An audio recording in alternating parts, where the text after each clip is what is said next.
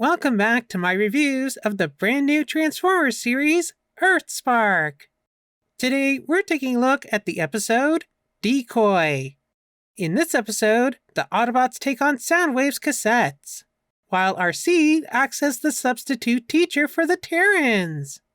We begin with Optimus and Megatron taking on some Cassetticons, or as they refer to them here, cassette bots. Although usually Blaster's little buddies are referred to as the cassette bots, and Soundwaves are referred to as the cassette cons. But I don't think they're actually using the sub-faction term here. I think they're just saying that these are bots who obviously turn into cassettes. But yes, how awesome is it that we finally got more Decepticons in this show? And it's Soundwave's little cassette buddies! Do you think that Soundwave will show up too? I mean, if you've already seen the episode, yes, of course he will. So it's some nice foreshadowing, if nothing else. Too loud for you? Frenzy likes it loud! I love that Frenzy is a girl in this show! And I love that she's a little punk gremlin. I just don't like that she's called Frenzy. Call me a G1 cartoon fangirl, but I think that Rumble is purple and Frenzy is red. So either they should have made her red, or called her Rumble instead. By the way, does anyone else think that her guitar is an homage to animated Soundwave? Maybe it's actually Ratbat in old mode. Probably not. But going back to the color scheme thing, it's interesting that Ravage is not black. Hold your fire! This man isn't black! What? I didn't mean... Oh, you know what I meant. Him, Laserbeak, and Frenzy obviously have more of a unified color scheme. I think it's a good look, even though it'll make repaints a little trickier. I mean, he already kind of looks like Cobalt Sentry. Meanwhile, the Terrans are training under the tutelage of Bumblebee. I like how Twitch uses her newly discovered EMP and shield abilities that she learned from her dad number 2, Wheeljack, a couple episodes ago. And that Thrash throws his shield like Captain America. It even comes back like his too. The cassettes are really cute, even when they're biting on Optimus's ear. Or should I say, especially when they're biting on Optimus's ear. Draw the enemy's eye away, then boom bang, ruin their day. I don't care how you learn this, so long as you learn it. Hi, Mr. Optimus. Are you calling to wish me a happy half-birthday? I've never heard of a half birthday before. Looking it up, it's apparently 6 months after your actual birthday, which for me would be May 18th. Very close to what I'd call my trans birthday, or the day that I started hormones, which was May 11th. I'll definitely have to do something special around that time. Maybe a trans birthday / half birthday party with my friends. Anyways, for some reason Optimus calls Mo to tell B to send him backup. Why didn't he just call him directly? Maybe because he hung up on him last time? Just then, who should arrive but one of my favorite Transformers characters throughout the multiverse, Arcee! Looking fabulous in her old school muscle car mode. Although, I must say, I'm not a fan of her transformation. It just doesn't seem realistic at all. It appears to cheat a lot. And her final robot mode is not great. I'm sorry, girl, but you really need to refresh your paint job. I get that Arcee transforms into an old car, but her colors just look very yellowed and very off compared to what they should be.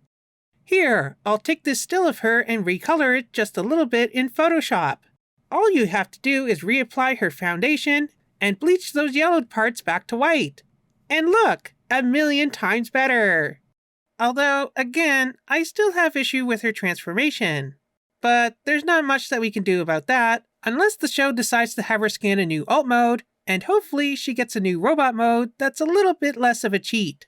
Arcee is, gonna be your substitute teacher for the day. Wait, what?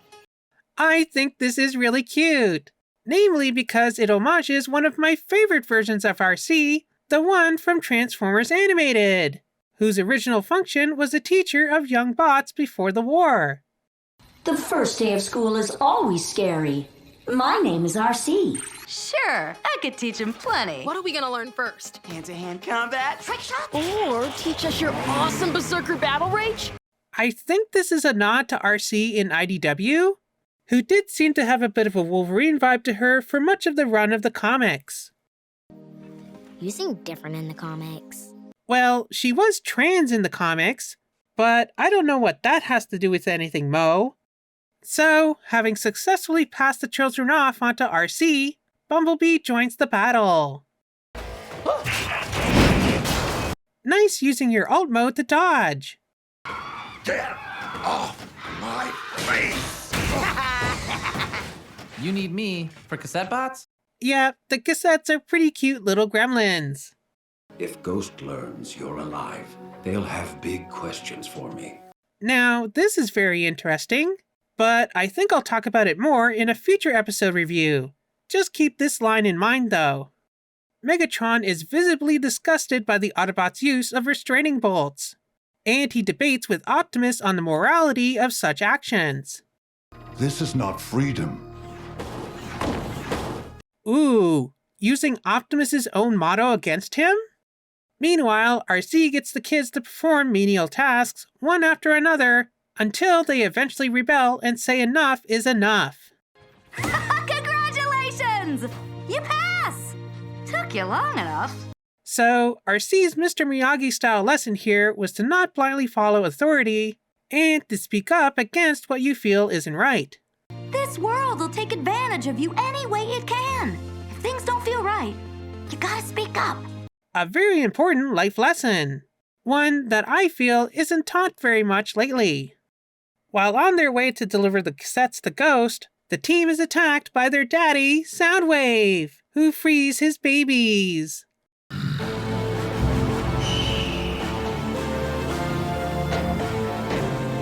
Soundwave. Attack Megatron. I like that Soundwave actually uses sound weapons. He reminds me of Shriek from Batman Beyond. So, Arcee brings the kids to the battlefield. No, no, no, no! Bumblebee falls off a cliff and into a quarry, where he gets his arm stuck under a rock. Gee, too bad he isn't a Transformer and can either just lift the rock or blast it with his arm cannon. Oh, wait. Soundwave attacks B, but Arcee comes to the rescue. And I must say, Soundwave is a lot bigger in his stealth bomber form. Maybe it's because he flattens himself out in jet mode, and his robot mode is more compact? Or, it could be a reference to his G1 ability to mass shift. But in this case, he's using it to make himself bigger, not smaller. Wait, you left the kids alone up there? With Optimus and Megatron. We see that, much like his Prime incarnation, and I guess G1 and probably most other versions of Soundwave now that I think about it, he has the ability to record and play back other sounds. Meanwhile, the kids fight the cassettes with music. Draw the enemy's highway! Then boom bang, ruin their day. Okay, that's catchy. Raider! Autobots scum. You rebel scum. So, because the episode is almost over, Optimus and Megatron team up to take down Soundwave. Would you like to see how well I work with my new team? And Arcee delivers the coup de grace. What even is a cassette anyway?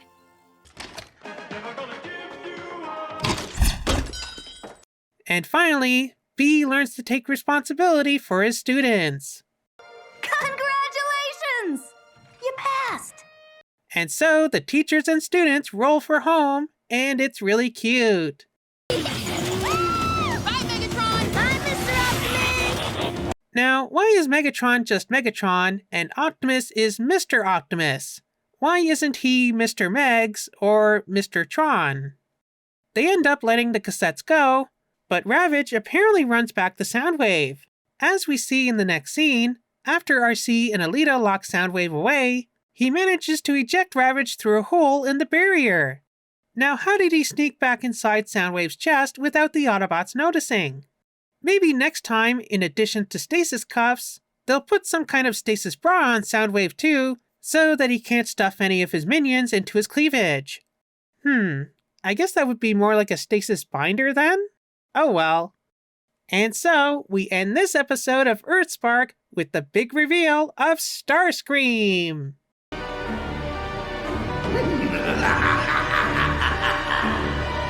Who, unfortunately, is not a girl like Skywarp and Novastorm.